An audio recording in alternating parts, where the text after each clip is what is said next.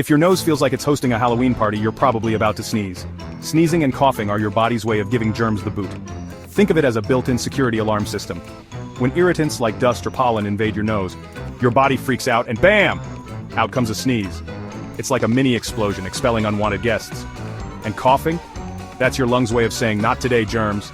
They trap invaders in mucus, then launch them out with a powerful cough. So next time you sneeze or cough, just remember your body's a superhero, fighting off the bad guys. Stay curious, science buffs. And keep those tissues handy.